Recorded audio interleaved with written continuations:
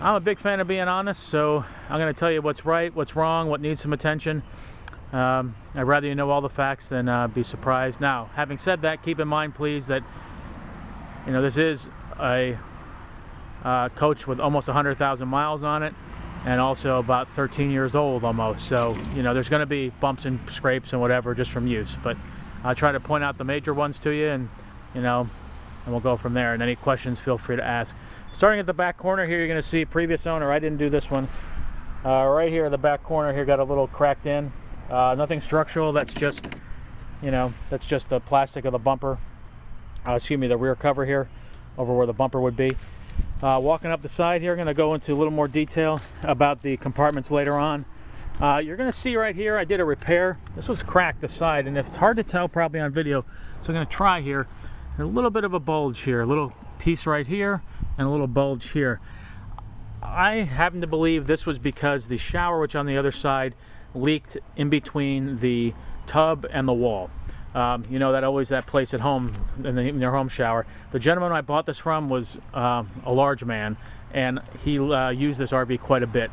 And so I'm thinking just the extra weight might have done a little bit more settling than you'd normally see, which caused a little bit of water to get in there. I've since caulked it, so I think everything's okay, but just want to point that one out. And coming up the side here, that's your electrical plug, by the way, where you plug in. In the house, when you plug in the shore power, there's a cord that comes with it. I'll show you that later. Like I said, you have furnace, fridge.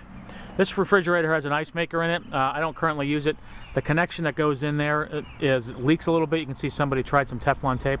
I don't use it because I don't drink water in the RV. I don't use the RV enough to justify drinking water like that, where there might not be something in the tanks. If I was using this quite a bit, I probably would.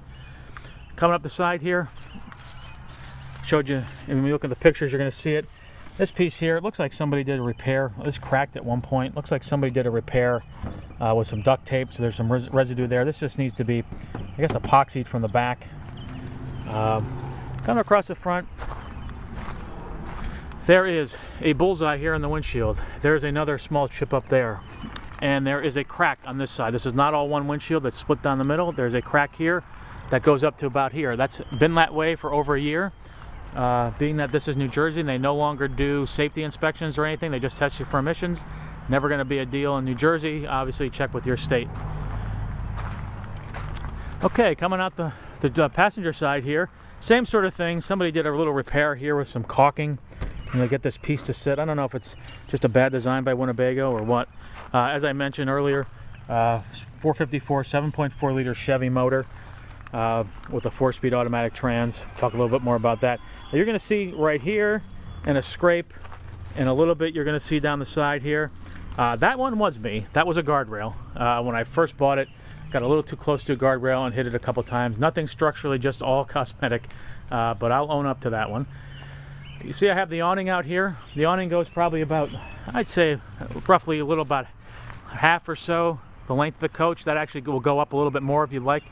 The awning's in okay shape. It's not in the greatest shape. It works. You'll see it's been used pretty well. The handle here has broken off, but you can still use it. Get your finger in there.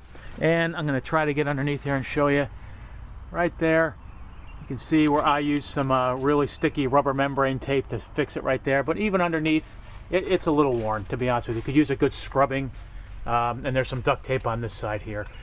Does it work? There's some pinholes in it where it works fine. There's some pinholes. I was out in the rain with it, and it works fine. But you can see, some places where somebody's patched it over the years. And then the cord here, or the strap here that you use to pull it and retract and pull out the awning, that's actually literally just broke this past weekend, so I tied it on like that, and there's a pull hook for that gets used. Automatic step, as long as we're right here. Previous owner took off the bottom step, and as I mentioned, he was a little bit of a heavier man, so that's a little more flimsy than you'd like, but that is what it is. Coming down the back side here, like I said, more scrapes, and then we have the generator down the side here. Couple scrapes up at the top here. This is probably from branches and things like that. Nothing more than cosmetic. All the glass is good except for what I showed you on the windshield. So and the awning retracts and comes down okay. Like I said, it's just those couple repairs that have been done.